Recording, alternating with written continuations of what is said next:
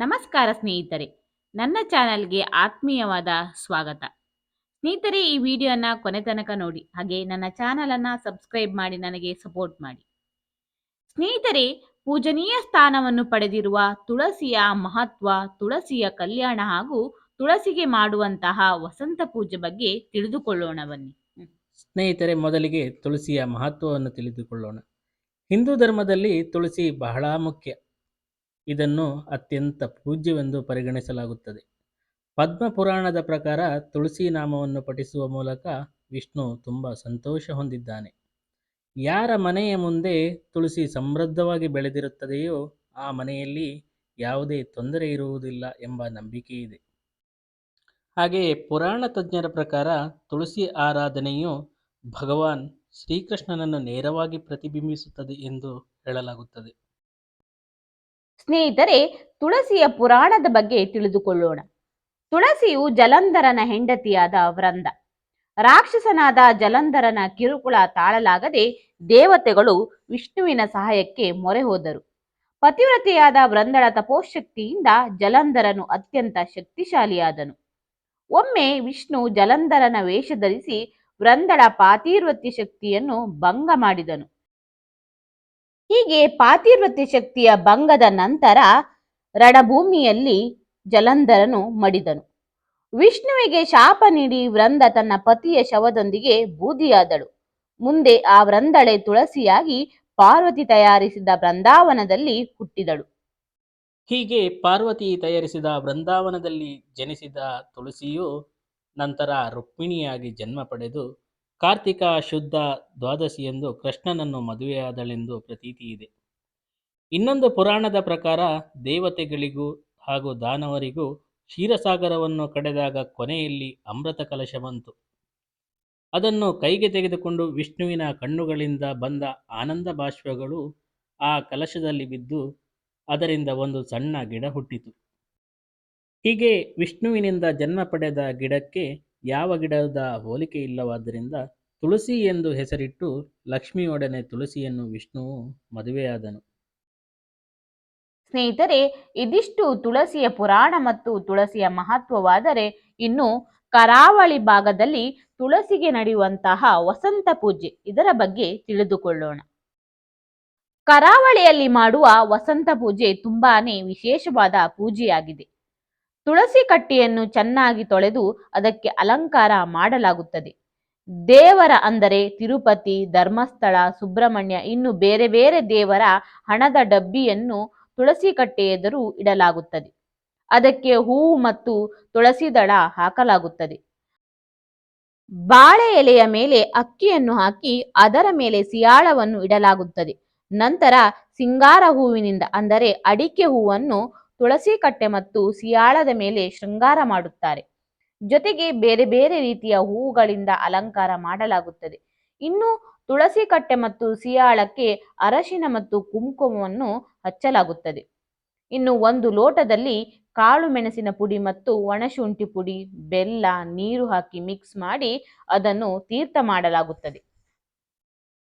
ಆಮೇಲೆ ಹೆಸರು ಕಾಳನ್ನು ಪುಡಿ ಮಾಡಿ ಕಾಯಿ ಬೆಲ್ಲ ಹಾಕಿ ತುಪ್ಪ ಸೇರಿಸಿ ದೇವರಿಗೆ ನೈವೇದ್ಯ ಮಾಡಲಾಗುತ್ತದೆ. ಇನ್ನು ತುಳಸಿಗೆ ಬೇರೆ ಬೇರೆ ರೀತಿಯ ಹಣ್ಣುಗಳ ನೈವೇದ್ಯ ಕೂಡ ಮಾಡಲಾಗುತ್ತದೆ. ಹಾಗೆ ಊದುಬತ್ತಿ, ಧೂಪ ಹಾಕಿ ಪೂಜೆ ಮಾಡುತ್ತಾರೆ. ನಂತರ ತೆಂಗಿನಕಾಯಿಯನ್ನು ಒಡೆಯಲಾಗುತ್ತದೆ. ಹಿರಿಯವರ ಹೆಸರಲ್ಲಿ, ತಾವು ನಂಬಿರುವ ದೈವದ ಹೆಸರಲ್ಲಿ ಒಂದೊಂದು ಕಾಯಿ ಒಡೆಯುತ್ತಾರೆ. ಮಂಗಳಾರತಿ ಮಾಡುವ ಸಂದರ್ಭದಲ್ಲಿ ಗೋವಿಂದನನ್ನು ಕರೆಯುವ ಪದ್ಧತಿ ಕೂಡ ಇದೆ. ಇನ್ನು ತುಳಸಿ ಕಟ್ಟೆ ವಸಂತ ಪೂಜೆ ಮಾಡುವವರು ತಿರುಪತಿ ತಿಮ್ಮಪ್ಪನ ದರ್ಶನವನ್ನು ಮಾಡಿದವರಾಗಿರಬೇಕು. ಸ್ನೇಹಿತರೆ, ನಮ್ಮ ಮನೆಯ ವಸಂತ ಪೂಜೆಯನ್ನು ವೀಕ್ಷಿಸಿ ತುಳಸಿ ದೇವಿಯ ಆಶೀರ್ವಾದವನ್ನು ಪಡೆಯೋಣ ಬನ್ನಿ.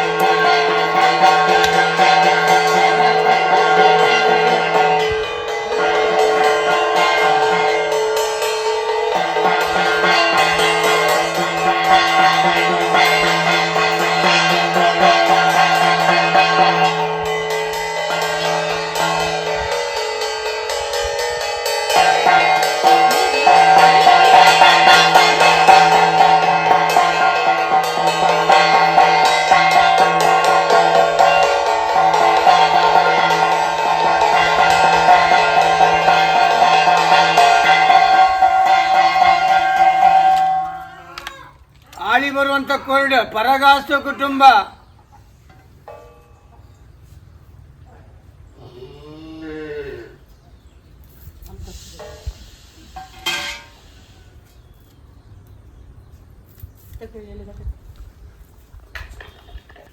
ಶ್ರೀನಿವಾಸ ಸ್ವಾಮಿ ಚಿನ್ಮಯೂರಪ್ಪ ವಾಸುದೇವ ಭಗವಂತ ನಾವು ಭಕ್ತಾದಿಗಳ ರೀದು ಮಳೆ ಬೆಳೆದ ಕಾಲ ನಿನ್ನೆ ಪಾವತಿತ ಸೇವೆ ಸಲ್ಲಿಸು ಭಗವಂತ.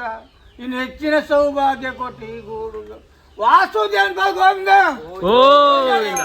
ಭಗವಂತ ಭಗವಂತ ಬಂಗಾಳಿ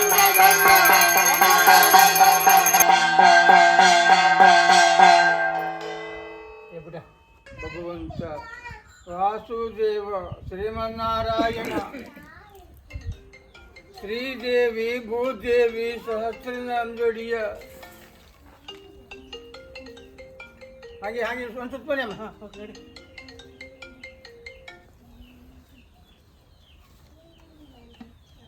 ಹೂಗ ಚಿಲ್ರಿ ಅಲ್ಲಿ ಬಿಡಿ ತೋರಿಸ್ಕೊಂಡು ಮುಡ್ಕೊಳ್ಳಿ. ನೀ ಚಿಲ್ರಿ ಮಾತ್ರ ಬಿಡಿ ಮತ್ತೆಲ್ಲ ಮುಡ್ಕೊ.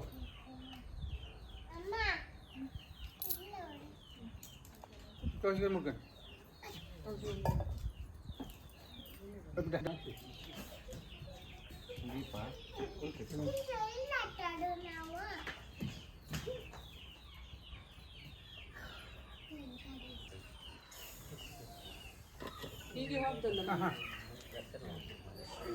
ಜಾಗಂಟಿ ಹೊಡಕ್ಕೆ ಯಾರು ಹೇಳಿಲ್ಲ.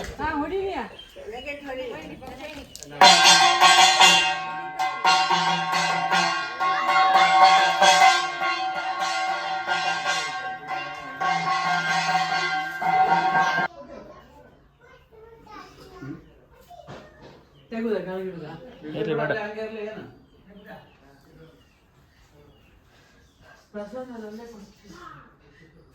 ಹೌದಪ್ಪ.